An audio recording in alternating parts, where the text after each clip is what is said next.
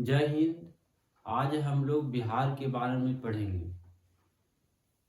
बिहार के बारे में क्या क्या चीज जानकारी होनी चाहिए, आज हम लोग जानेंगे। सबसे पहले जानेंगे कि बिहार वो स्टेट है जो कई मायनों में सबसे महत्वपूर्ण स्थान रखता है। कहा जाता है कि बिहार का क्षेत्रफल 94,163 किलोमीटर वर्ग किलोमीटर 94,163 वर्ग किलोमीटर जो बिहार का क्या है, क्षेत्रफल है। बिहार का क्षेत्रफल है। तो कभी कभी पूछ देता है, हाल ही बीपीएससी में पूछा गया था कि बिहार का बताइए कि क्षेत्रफल क्या है। तो बिहार का क्षेत्रफल हम लोग पता चल गया। अब हम लोग जानेंगे कि बिहार में कितने प्रमंडल है। तो प्रमंडल की बात आए तो ये क्षेत्रफल हो गया,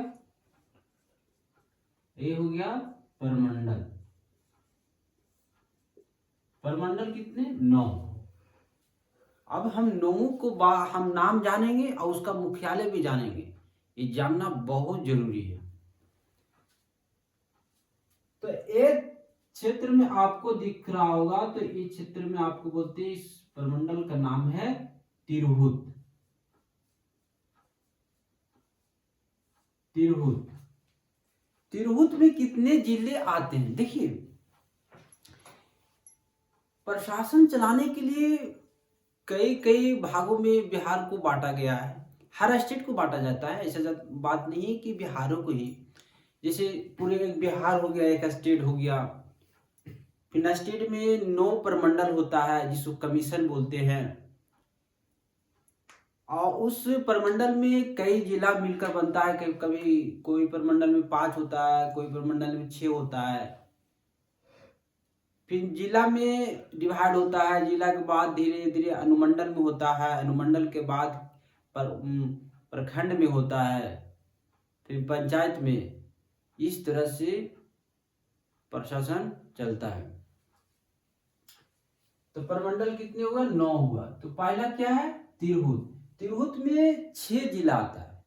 कितने जिला? 6 जिला। तो ये जिला भी याद रखिएगा कि आपके यहां से यहां पर दिख रहा होगा। तो कितने जिला इसमें है? तो बोलिएगा 6। अब आपको वो भी पता होना चाहिए कि तिरहुत का मुख्यालय कहाँ होता है। आप तिरहुत आप प्रमंडल है, उसका मुख्यालय मुजफ्फरपुर है। मुजफ्फरपुर। आशा करते हैं कि आपको तिरहुत प्रमंडल समझ में आ गया होगा। यदि एक बार नाम ले लेते हैं 5-6 जिला का, तिरहुत प्रमंडल में कौन कौन सा है। तो यहाँ पर आपका हो गया पश्चिम चंपारण, यहाँ पर हो गया आपका पूर्वी चंपारण, यहाँ पर देखिए इस क्षेत्र में आता है, यहाँ पर होता है तिरहुत, यहाँ पर है सीतामढ़ी और मुजफ्फरपुर और वैशाली। इसके सटल में आपका यहाँ पे होगा दरभंगा। कौन सा प्रमंडल? दरभंगा प्रमंडल। दरभंगा प्रमंडल में कितने जिले? तो 3 जिला। कितने जिला? 3 जिला आता है। बात समझे? तो दरभंगा प्रमंडल में बताइएगा कि आपका ये मुख्यालय कहाँ है। तो दरभंगा ही पड़ता है। इसका मुख्यालय कहाँ? दरभंगा। 3 जिला कौन कौन सा है? तो बताइए, मधुबनी और दरभंगा और समस्तीपुर। इस क्षेत्र में कोसी प्रमंडल आता है। कौन सा प्रमंडल? कोसी।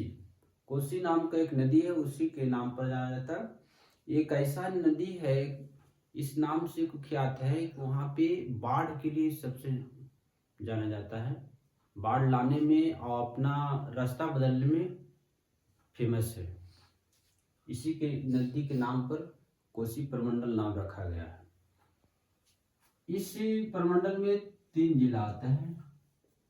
इसका मुख्यालय सहरसा है। मुख्यालय जरूर नाम रखिएगा याद।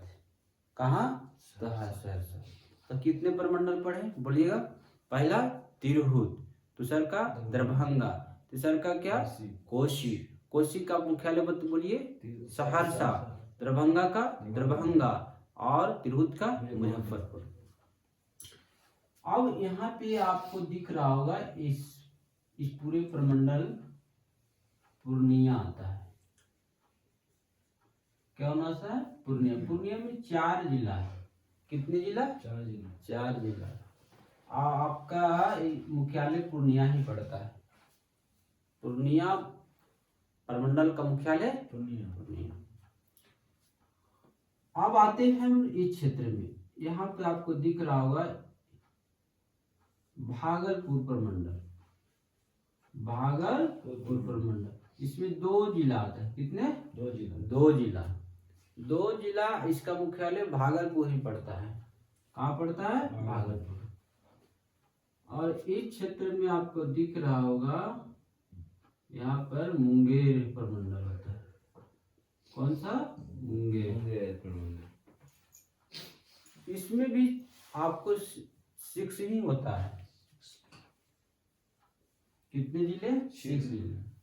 इसका मुख्यालय भी कहाँ पड़ता है? मुंगेर ही पड़ता है। कहाँ? मुंगेर। और यहाँ से आपको दिख रहा होगा इस क्षेत्र में मगध प्रमंडल। कौन सा? मगध प्रमंडल। मगध प्रमंडल में 5 जिला हो। कितने जिला? 5 जिला। इसका मुख्यालय गया है। कहाँ? गया। तो इसमें 5 मगध प्रमंडल में कौन कौन आता है? तो गया, औरंगाबाद, नवादा, अरवल और जहानाबाद। अब आते हैं हम लोग आखिरी क्या बच गया? पटना।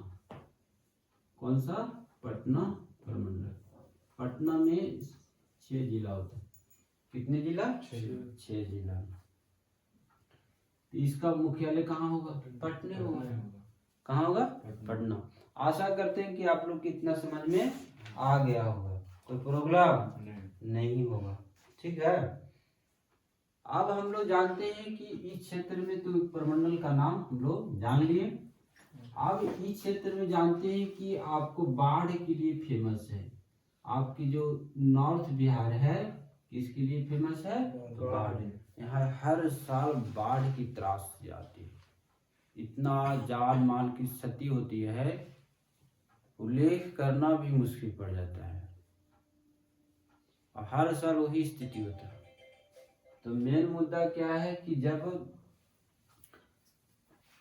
नेपाल में सबसे ज्यादा वर्षा होती है तो वहां से डायरेक्ट बिहार में प्रवेश करती है और बाढ़ के रूप में। समझ में आप लोग को आ गया होगा। और इस क्षेत्र में आपको पता होगा कि सूखा क्षेत्र है। क्या है? सूखा क्षेत्र है। यहाँ पर कोई भी बाढ़ नहीं। बात समझे? तो बाढ़ यहाँ पर नहीं होने के कारण यहाँ पर देखिए दक्षिण में क्या है? झारखंड है। और झारखंड क्या है? पठार एरिया है। पठार एरिया में मतलब पानी पड़ेगा? नहीं पड़ेगा। यहाँ बिहार में खनिज तो लगभग 0 की मात्रा में है। बोला जाता है कि खनिज जड़ी बड़ी भी मिलता है तो इस क्षेत्र में मिलता है। आपको जमुई में हो गया, गया हो गया, नवादा अभ्रक के लिए जाना जाता है। गया अभ्रक के लिए जाना जाता है। समझे? और रोहतास जाइए तो वहाँ पायराइट है। समझे? तो हम लोग ये सब जानेंगे। और इसको बाद में प्रमंडल के बाद क्या है? अनुमंडल। क्या आएगा? अनुमंडल। अनुमंडल कितने हैं जी? 101। अनुमंडल 101 हो गया। अनुमंडल बिहार में 1। और उसको बाद में आता है क्या? प्रखंड। अनुमंडल के नीचे क्या होता है? प्रखंड। प्रखंड आता है तो 534। कितने हैं? 534। तो 534 क्या हो गया? प्रखंड हो गया। और उसको बाद नीचे आता है क्या, प्रखंड के बाद आता है क्या, तो पंचायत आता है। क्या आता है, पंचायत। बताइए पंचायत कितने जी, 8,000 कितना होता है, 58, 8,058 आपका पंचायत है। बात समझे जी। आपसे पूछा जाएगा बताइए नगर निगम कितने हैं, तो बोलिएगा बिहार में नगर निगम 19 है। कितना, 19। सबसे आखिरी में बना था सहरसा, सबसे अंतिम में कौन बना, सहरसा। आप लोग इतना पता हुआ ना। अब आगे हम लोग पढ़ते हैं, एक होता है नगर निगम, एक होता है नगर परिषद होता है। क्या होता है, नगर परिषद। तो आपसे पूछा जाएगा नगर परिषद क्या है, नगर परिषद बिहार में कितने हैं,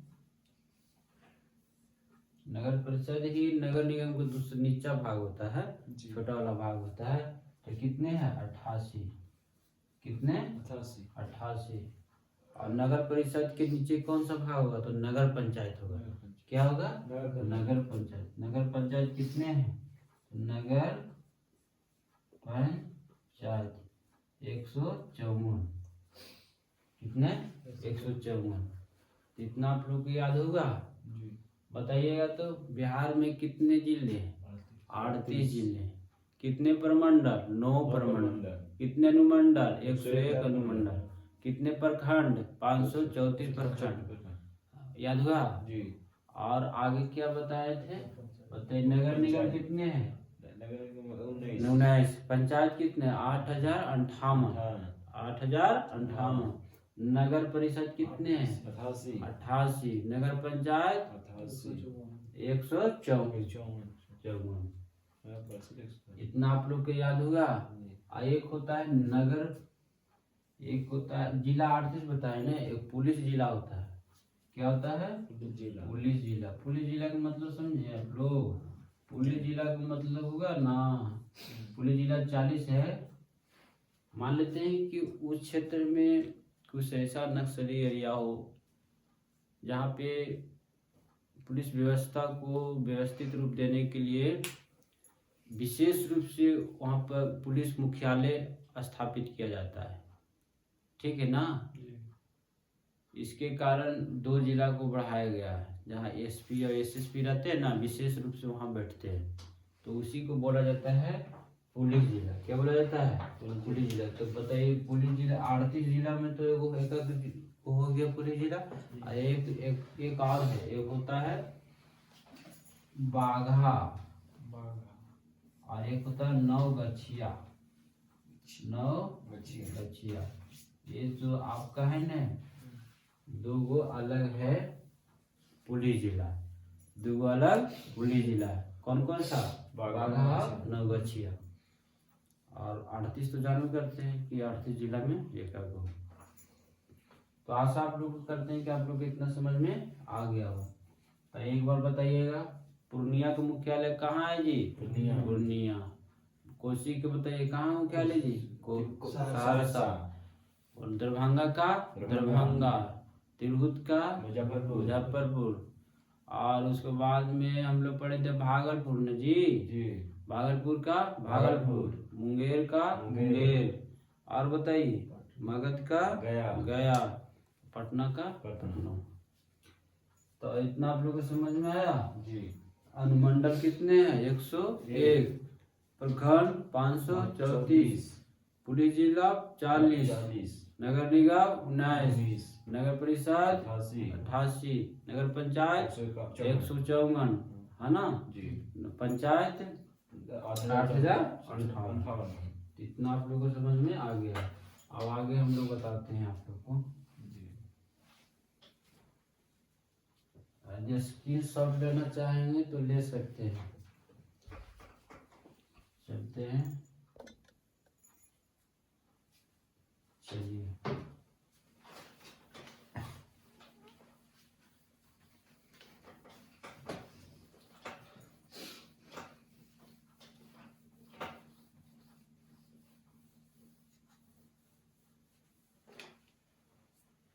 अब हम लोग जानेंगे कि बताइए कि बिहार में विधान सभा सीट कितना है। तो बिहार में विधानसभा सीट कितने हैं? विधानसभा सीट, विधानसभा सीटों की संख्या, सीटों की संख्या 243।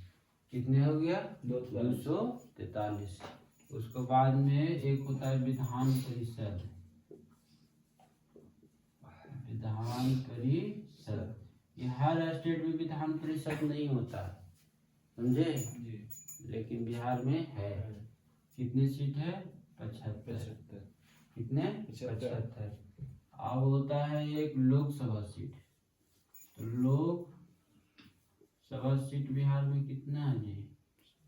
बिहार लोकसभा की सीटों की संख्या, बिहार सीटों की संख्या कितना हो गया? 40। कितना हो गया? 40। एक होता है राज्यसभा,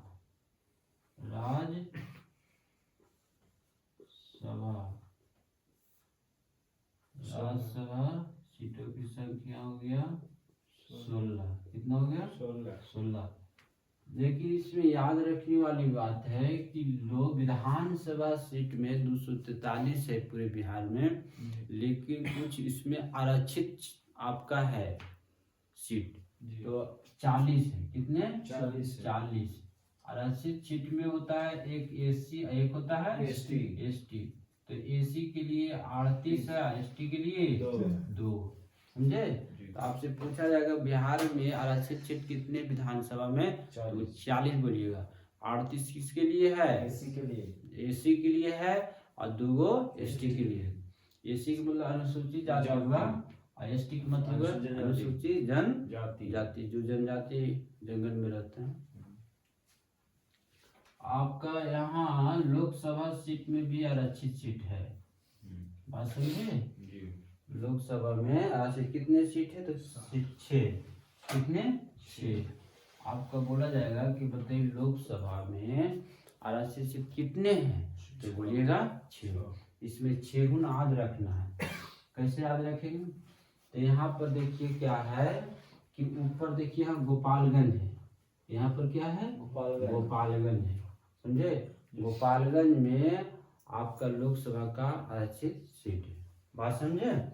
और उसके बाद में यहाँ पे आपका वैशाली में क्या हाजीपुर है, क्या है? हाजीपुर क्या है?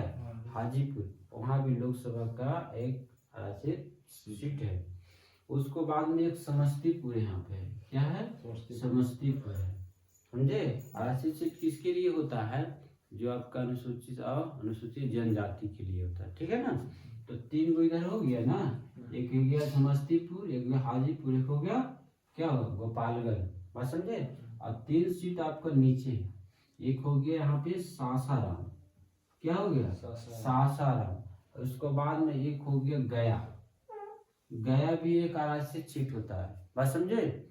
जो आपका जो भी अनुसूचित और अनुसूचित जनजाति होता है वही इससे खड़ा हो सकता है, तो नहीं। जैसे कोई हरिजन है तो इस सीट से और गया और सासाराम से खड़ी हो सकता है। एक है जमुई, क्या है? जमुई। तो आपका 6 सीट समझ में आया आरक्षित सीट। तो पहला बोलिएगा गोपालगंज, हाजीपुर, समस्तीपुर, 3 ऊपर हो गए, 3 गो नीचे। एक हो गया सासाराम, एक हो गया गया, एक हो गया क्या हो गया? जमुई। तो पता हो गया आप लोग कि लोकसभा में कितने आरक्षित सीट है? 6। अब हम लोग जानते हैं कि बताइए लोकसभा में आरक्षित सीट है, इतना तक तो हम लोग जान गए। अब हम लोग भौगोलिक रूप से जानेंगे बिहार को, भौगोलिक रूप से कि कौन सी नदियां बहती है, इसके बारे में जानेंगे, ठीक है? तो यहाँ से हम लोग जानते हैं कि बिहार में कौन कौन सी नदियां बहती है। आप लोग स्क्रीनशॉट लेना है तो ले सकते हैं, ठीक है ना? आप इसको रिवीजन कीजिएगा।